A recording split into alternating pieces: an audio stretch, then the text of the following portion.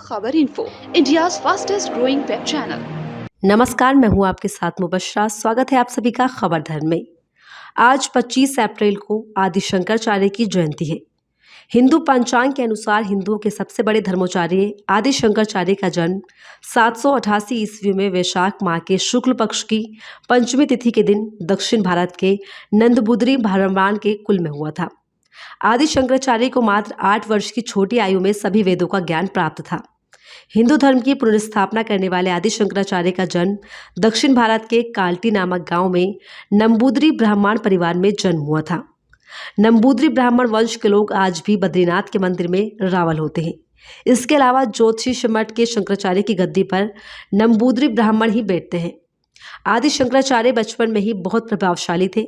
उनके जन्म के बारे में कुछ प्रसंग इस तरह से हैं जो कि आज हम आपको इस वीडियो में बताने वाले हैं। आदि शंकराचार्य ने मात्र 32 साल की आयु में हिमालय क्षेत्र में समाधि ले ली थी। आदि शंकराचार्य ने पूरे भारत की यात्रा करते हुए देश के चारों दिशाओं में 4 प्रमुख पीठी को स्थापना किया था, जिसे आज के समय में 4 धाम के नाम से जाना जाता है। शंकराचार्य जी ने जगन्नाथपुरी, रामेश्वरम, द्वारिका और बद्रीनाथ धाम की स्थापना की थी। आदि शंकराचार्य ने सनातन धर्म की जड़ों का बढ़ाने का और मजबूत करने के लिए बहुत ही महत्वपूर्ण काम किए थे। आदि शंकराचार्य ने देश की सांस्कृतिक और आध्यात्मिक के क्षेत्र में अतुलनीय काम किया। देश को धार्मिक और आध्यात्मिक एकता के लिए आदि शंकराचार्य ने खास प्रबंध किए थे, जिसमें उन्होंने उत्तर भारत में बद्रीनाथ धाम की स्थापना की थी और इस धाम में दक्षिण भारत के ब्राह्मण पुजारी को रखा। दक्षिण भारत में रामेश्वर में उत्तर भारत के पुजारी को रखा। पूर्वी भारत के धाम में यानी कि जगन्नाथ मंदिर में पश्चिम भारत के पुजारी और पश्चिम भारत के मंदिर में पूर्वी भारत के पुजारी को रखा। इसके पीछे भारत के आध्यात्मिक और सांस्कृतिक को मजबूती देते हुए पूरे देश को एकता के सूत्र में बांधना मात्र के कारण था। इसके अलावा आदि शंकराचार्य ने दशनामी सन्यासी अखाड़ों की भी स्थापना की और अपना योगदान दिया। ब्राह्मण दंपति के विवाह होने के कई साल के बाद भी कोई संतान नहीं हुई। संतान प्राप्ति के लिए ब्राह्मण दंपति ने भगवान शंकर की आराधना की। उनकी कठिन तपस्या से खुश होकर भगवान शंकर ने सपने में उनको दर्शन दिए और वरदान मांगने को कहा। इसके बाद ब्राह्मण दंपति ने भगवान शंकर से ऐसी संतान की कामना की जो दीर्घायु भी हो और उसकी प्रसिद्धि दूर दूर तक फैले।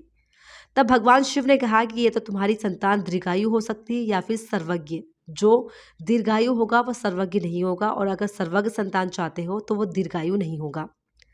तब ब्राह्मण दंपति ने वरदान के रूप में दीर्घायु के बजाय सर्वज्ञ संतान की कामना की। वरदान देने के बाद भगवान शिव ने ब्राह्मण दंपति के यहाँ संतान रूप में जन्म लिया। वरदान की वजह से ब्राह्मण दंपति के पुत्र का नाम शंकर रखा। शंकराचार्य बचपन से प्रतिभा संपन्न बालक थे। जब वो मात्र 3 साल के थे तब पिता का देहांत हो गया। 3 साल की उम्र में ही उन्हें मलयालम का ज्ञान प्राप्त कर लिया था।